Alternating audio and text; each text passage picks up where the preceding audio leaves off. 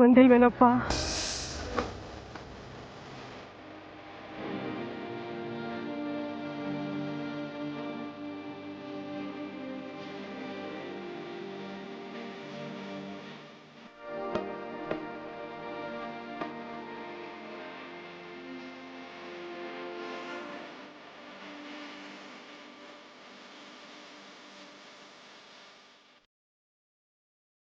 ಏನಾಯ್ತಮ್ಮ?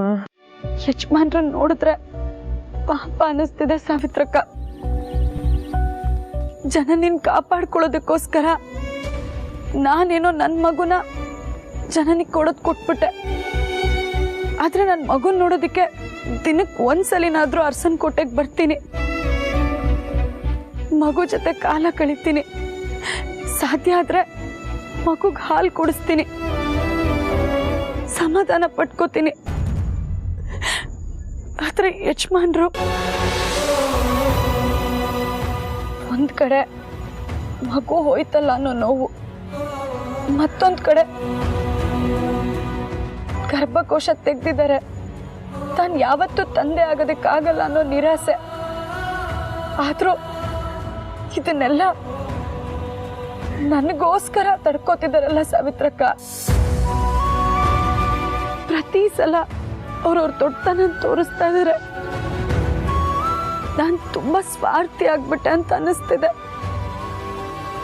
ಇಲ್ಲ ಸಾವಿತ್ರಕ್ಕ, ಯಜಮಾನ್ರಿಗೆ ಇಲ್ದೇ ಇರೋ ಮಗುವಿನ ಸುಖ ನನಗೂ ಬೇಡ. ಅದಕ್ಕೆ ಇನ್ ಮುಂದೆ ನಾನು ಅರಸನ್ ಕೋಟೆಗೆ ಬರಲ್ಲ, ಮಗು ನೋಡಲ್ಲ, ಹಾಲು ಕುಡ್ಸಲ್ಲ. ಜನನಿ ಹತ್ರ ಬೆಳೀತಿರೋದು ನಾನು ಹೆತ್ತ ಮಗು ಅನ್ನೋದನ್ನ ನಾನು ಮರ್ತು ಬಿಡ್ತೀನಿ.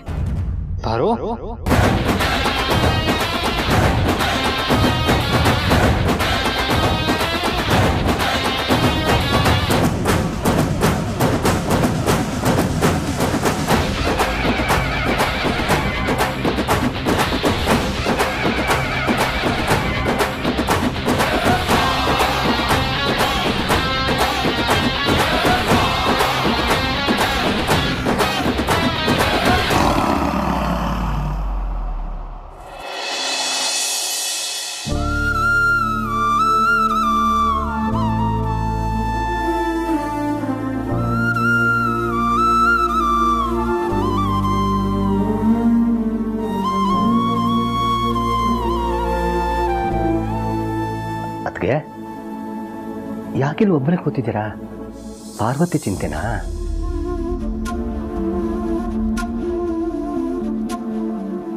ಚಿಂತೆ ಇತ್ತು, ಜಾಸ್ತಿನೇ ಇತ್ತು. ಈಗ ಸ್ವಲ್ಪ ಕಡಿಮೆ ಆಗಿದೆ. ಪಾರ್ವತಿ ಮಗುನ ಕಳ್ಕೊಂಡಾಗ ಆದಿ ಪಾರ್ವತಿ ಭವಿಷ್ಯದ ಬಗ್ಗೆ ಯೋಚನೆ ಮಾಡಿ ತುಂಬ ಹೆದರ್ಕೊಂಡಿದ್ದೆ. ಆದರೆ ಮಕ್ಕಳೇ ಎಲ್ಲ ಅಲ್ಲ, ಮಕ್ಕಳೇ ಇಲ್ಲದೆ ಇರೋರಿಗೆ ಲೈಫೇ ಇರಲ್ಲ ಅಂತೆಲ್ಲ ಹೇಳಕ್ಕಾಗಲ್ಲ. ಎಷ್ಟೋ ಜನ ದಂಪತಿಗಳು ತಮ್ಮ ಕರಿಯರಿಗೆ, ತಮ್ಮ ಸಾಧನೆಗೆ ಅಡ್ಡಿ ಆಗುತ್ತೆ ಅಂತ ಮಕ್ಕಳೇ ಬೇಡ ಅಂತ ಡಿಸೈಡ್ ಮಾಡಿರೋರು ಇದ್ದಾರೆ. ಆದರೆ ನಮ್ಮ ಆದಿ ಪಾರ್ವತಿ ಥರ ಇಮೋಷನಲ್ ಮಕ್ಕಳಿಗೆ, ಒಟ್ಟು ಕುಟುಂಬದಲ್ಲಿ ಬೆಳೆದವ್ರಿಗೆ ಮಕ್ಕಳು ಅನ್ನೋದು ತುಂಬ ಅಮೂಲ್ಯ ಆಗುತ್ತೆ. ಜನನಿ ಹಾಸ್ಪಿಟ್ಲಲ್ಲೇ ಹೇಳಿದ್ಲು, ನಾವಿಬ್ರು ತಾಯಂದ್ರಾಗಿ ಈ ಮಗುನ ನೋಡ್ಕೊಳ್ಳೋಣ ಅಕ್ಕ ಅಂತ.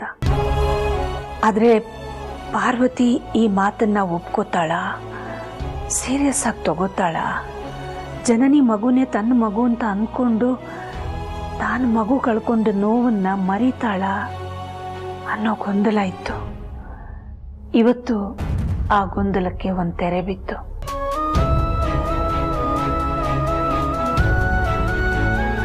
ಇನ್ನು ಪಾರ್ವತಿಗೆ ಗರ್ಭಕೋಶ ತೆಗೆದಿರೋ ವಿಷಯ ಗೊತ್ತಾದ್ರೆ ಹೇಗಪ್ಪ ನಿಭಾಯಿಸೋದು, ಹೇಗೆ ಸಂಭಾಳಿಸೋದು ಅಂತ ತುಂಬ ಭಯಪಟ್ಟಿದ್ದೆ. ಆದರೆ ಅವಳಿಗೀಗಾಗಲೇ ಆ ವಿಷಯ ಗೊತ್ತಾಗಿದೆ ಅಂತ ಆದಿ ಹೇಳ್ದ. ಗರ್ಭಕೋಶ ತೆಗೆದಿರೋ ವಿಷಯ ಗೊತ್ತಾದ ಮೇಲೂ ಪಾರ್ವತಿ ತಕ್ಕ ಮಟ್ಟಿಗೆ ಸಮಾಧಾನವಾಗಿರೋದನ್ನ ನೋಡಿ ನನಗೂ ಎಷ್ಟೋ ಸಮಾಧಾನ ಅನ್ನಿಸ್ತು.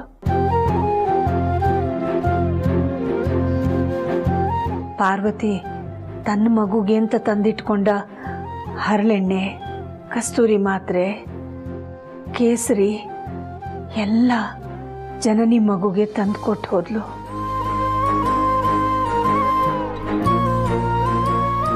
ತಾನು ತಂದಿರೋ ಎಣ್ಣೆನ ಮಗು ಮೈಗೆಲ್ಲ ಚೆನ್ನಾಗಿ ಮಸಾಜ್ ಮಾಡಿ ಸ್ನಾನ ಮಾಡಿಸಿದ್ಲು, ಮುದ್ದಾಡಿದ್ಲು. ಸಾಕಷ್ಟು ಹೊತ್ತು ಮಗು ಜೊತೆ ಕಾಲ ಕಳೆದು ಹೋದ್ಲು. ಆ ಒಂದು ಮಗು ಪ್ರೀತು ಜನನಿ ಜೀವನದಲ್ಲಿ ಸಂತೋಷ, ನಗುವನ್ನ ತಂದುಕೊಟ್ರೆ ಪಾರ್ವತಿ ಆದಿ ಜೀವನದ ನೋವನ್ನ ಮರೆಸುತ್ತೆ ಅನ್ನೋ ಸಮಾಧಾನ ಸಿಕ್ತು. ಜನನಿಗೆ ಮತ್ತೆ ಮಕ್ಕಳಾಗ್ಬೋದು. ಆಗ ಈ ಮನೇಲಿ ಮಕ್ಕಳ ಸಂಖ್ಯೆ ಜಾಸ್ತಿ ಆಗುತ್ತೆ. ಆಗ ಪಾರ್ವತಿನೂ ಆ ಮಕ್ಕಳನ್ನ ನೋಡಿಕೊಂಡು ಆಟ ಆಡಿಕೊಂಡು ಅವುಗಳ ಬೆಳವಣಿಗೆಯಲ್ಲಿ ಭಾಗವಹಿಸ್ತಾ ತಾನು ಮಗು ಕಳ್ಕೊಂಡು ನೋವಿನಿಂದ ಹೊರಗಡೆ ಬರ್ಬೋದು. ಅದಕ್ಕೆ ಇನ್ನು ಮುಂದೆ ಎಲ್ಲ ಮತ್ತೆ ಸರಿ ಹೋಗುತ್ತೆ ಅಂತ ಅನ್ಕೊಳ್ಳೋಣ. ಹಾಗೆ ಇದಕ್ಕೆ ಯಾವ ಕಾಮಿಡಿ ವಿಲನ್ಗಳ ಕಣ್ಣು ಬೀಳದ್ರೆ ಸಾಕು.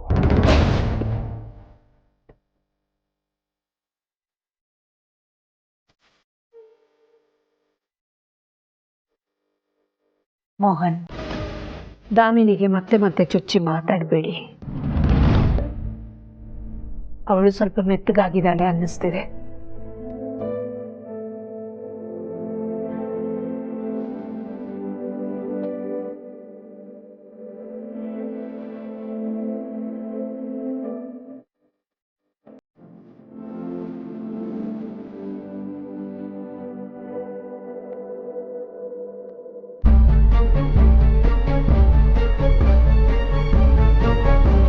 ಪಾರು, ಇಲ್ಲಿ ಯಾಕೆ ಬಂದು ಕೂತ್ಕೊಂಡಿದ್ಯಾ? ಕಣ್ಣಲ್ಲಿ ಯಾಕೆ ನೀರು ಪಾರು?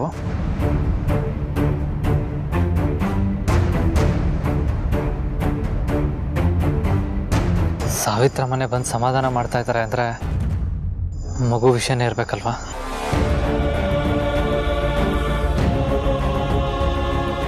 ಹುಟ್ಟಿದ ಮಗುನೂ ಹೋಯ್ತು, ಮತ್ತೆ ಮಕ್ಕಳು ಆಗಲ್ಲ ಅಂತನಾ? ಭವಿಷ್ಯ ಚಿಂತೆನಾ?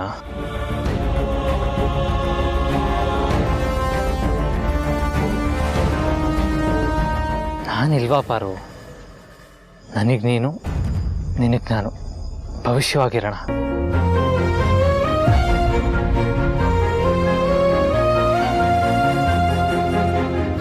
ಪಾರು, ನಿನ್ನ ಮೇಲೆ ನನಗೆ ಯಾವತ್ತೂ ಪ್ರೀತಿ ಕಮ್ಮಿ ಆಗಲ್ಲ. ಅದು ಮಗು ವಿಷಯಕ್ಕಂತೂ ಖಂಡಿತ ಸಾಧ್ಯ ಇಲ್ಲ. ನೀನಿವಾಗ ಆ ಮಗುನ ನೆನೆಸ್ಕೊಂಡು ಕೊರಗ್ತಾ ಕೂತ್ಕೊಂಡ್ರೆ ನನಗೆ ತುಂಬ ಬೇಜಾರಾಗುತ್ತೆ ಪಾರು.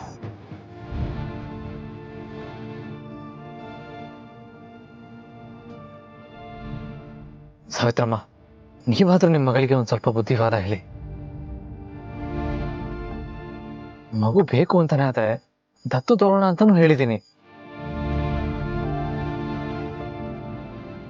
ಈ ತರ ಅವಳು ಕೊರಗ್ತಾ ಇದ್ರೆ ನಾನಾದ್ರೂ ಹೇಗೆ ನೆಮ್ಮದಿಯಿಂದ ಇರೋದಕ್ಕಾಗುತ್ತೆ ಹೇಳಿ? ನಿಮ್ಮ ಯಜಮಾನ್ರ ಸಂತೋಷನ ನೀ ಬಯಸ್ತಿ ಅಂದ್ರೆ ಮೊದಲು ನೀನು ಅಳೋದನ್ನ ಕಡಿಮೆ ಮಾಡಬೇಕು. ಪಾರು, ನಿನಗೆ ನನ್ನ ಮೇಲೆ ನಿಜವಾಗ್ಲೂ ಪ್ರೀತಿ ಇದ್ರೆ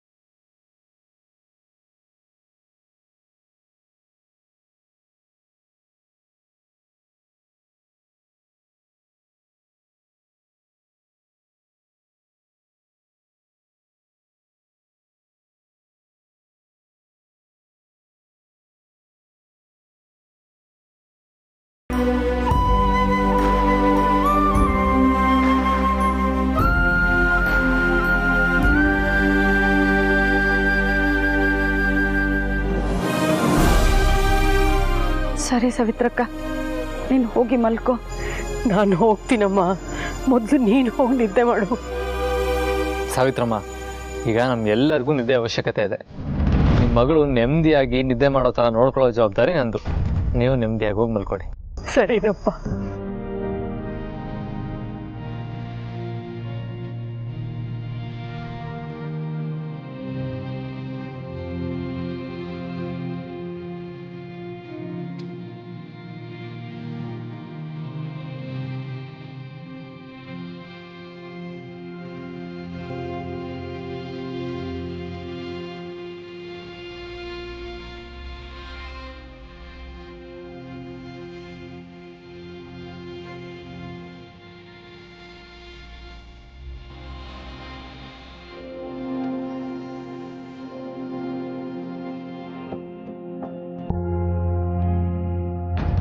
ಎಲ್ಲ ಚಿಂತೆ ಮತ್ತು ನೆಮ್ಮದಿಯಾಗಿ ಮಲ್ಕೊ, ಎಲ್ಲ ಒಳ್ಳೇದಾಗುತ್ತೆ.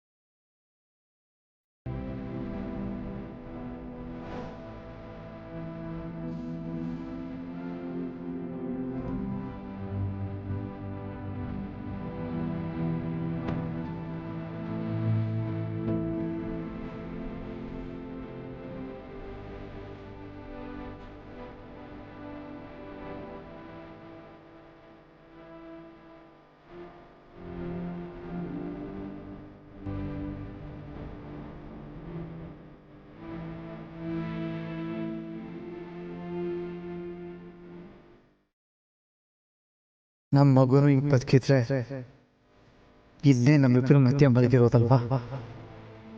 ಆ ಪಾರುನಿಗೆ ಎಷ್ಟು ಸಂತೋಷವಾಗಿರೋಳು. ನಮ್ಮ ಮಗು ನಮ್ಮ ಬೇರೆ ಹಿಡ್ಕೊಂಡು ಮಲಗಿದ್ರೆ ಅದಕ್ಕಿಂತ ಹೆಚ್ಚಾಗಿ ನಾವಲ್ವಾ ಸೆಕ್ಯೂರ್ ಫೀಲ್ ಅನುಭವಿಸ್ತಾ ಇದ್ದಿತ್ತು, ನಮ್ಮ ಭವಿಷ್ಯ ಭದ್ರವಾಗಿದೆ ಅಂತ. ನಾನಂತೂ ನನ್ನ ಪುಟಾಣಿನ ನನ್ನ ಎದೆ ಮೇಲೆ ಮನಸ್ಕೊಳ್ತಾ ಇದ್ದೆ. ಆದರೆ ಈಗ ನಾನಿಷ್ಟು ವೀಕ್ ಆಗಬಾರ್ದು. ನನ್ನ ಮನಸ್ಸಿನ ಭಾವನೆಗಳನ್ನ ಮನಸ್ಸಲ್ಲೇ ಬಚ್ಚಿಟ್ಕೋಬೇಕು. ಪಾರು ಗೊತ್ತಾದ್ರೆ ನಂಬ್ಕೋತಾಳೆ. ಆದರೂ ನನ್ನ ಮಗುನ ಒಂದೇ ಒಂದ್ಸಲನಾದ್ರೂ ನನ್ನ ಕೈಯಲ್ಲಿ ಎತ್ಕೊಂಡು ಅದನ್ನ ಮುದ್ದು ಮಾಡೋ ಅದೃಷ್ಟನೋ ಆ ದೇವ್ರು ನನಗೆ ಯಾಕೆ ಕೊಡಲಿಲ್ಲ?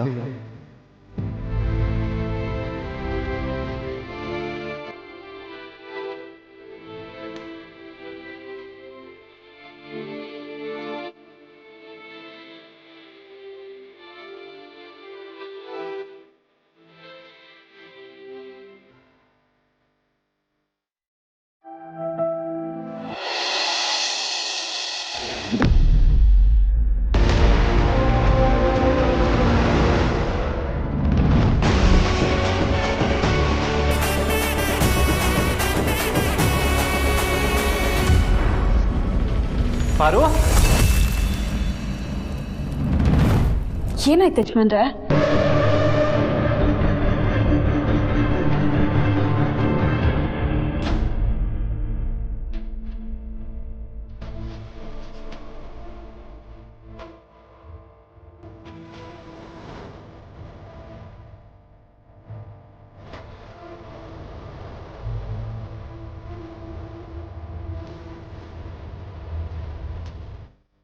ಈ ಪ್ರೀತಿ ಜನ ನಿಮಗೂ ಅಲ್ವಾ?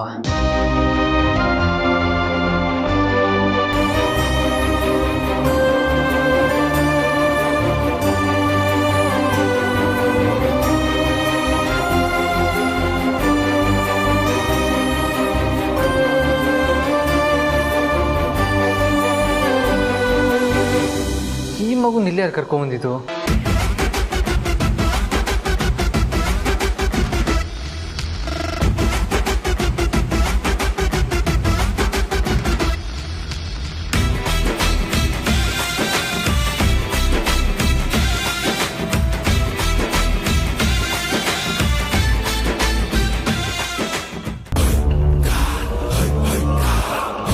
ಸರ್ತಿ, ನೀವೇನಾದ್ರೂ ಮಗು ಎತ್ಕೊಂಬಂದ್ರ? ಇಲ್ಲ ದೊಡ್ಡ ಯಜಮಾನ್ರೆ, ಗಣಿನೂ ಕರ್ಕೊಂಬಂದಿಲ್ಲ. ಮತ್ತೆ ಮಗು ಇಲ್ಲಿಗೆ ಹೇಗೆ ಬಂತು?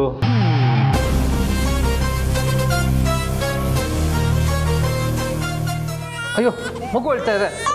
ಪುಟ ಪುಟ ಅಯ್ಯೋ ಅಯ್ಯೋ ಹೇಳ್ಬಾರ್ದಮ್ಮ.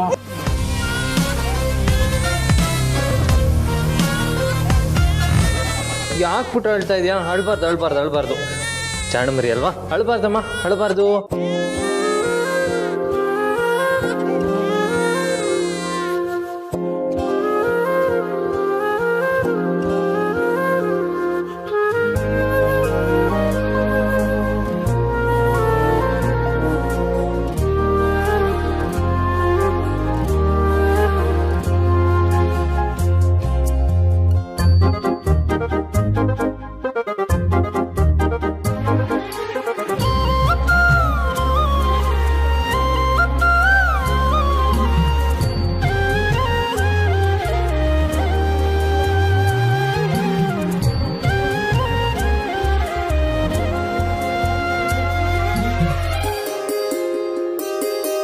ಈ ತಂದೆ ಸಂತೋಷನ ಯಜಮಾನ್ರಿಂದ ಕಿತ್ಕೊಂಡ್ಬಿಟ್ನ ನಾನು.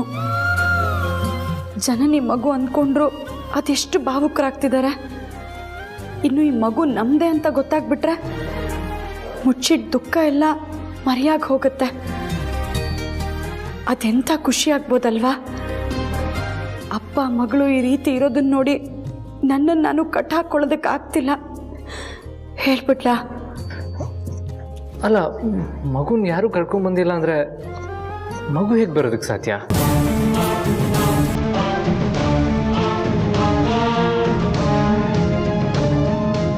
ಮಗುನ ನಾನೇ ಕರ್ಕೊಂಡ್ಬಂದಿದ್ದು.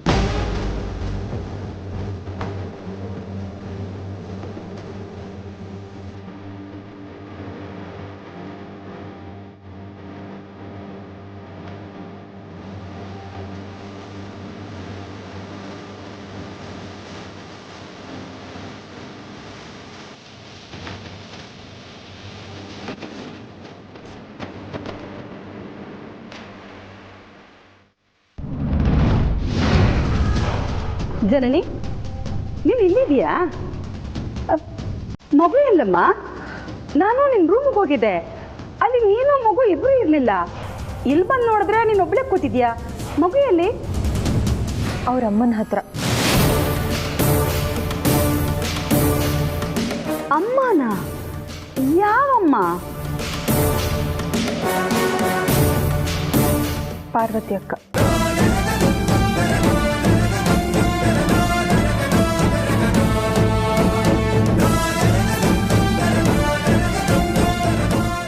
ಏನ್ ಮಾತಾಡ್ತಾ ಇದೆಯಾ ಅನ್ನೋ ಪ್ರಜ್ಞೆನಾದ್ರೂ ನಿನಗಿದೆಯೇನಮ್ಮ? ಪಾರ್ವತಿ ನಿನ್ ಮಗು ತಾಯಿ ಆದ್ರೆ ನೀನ್ ಯಾರು? ನೀನು ಆ ಮಗುನ ಹೆತ್ತೋಳು. ಹೌದು ಚಿಕ್ಕಮ್ಮ, ಆ ಮಗುನ ಹೆತ್ತಿರೋದು ನಾನು.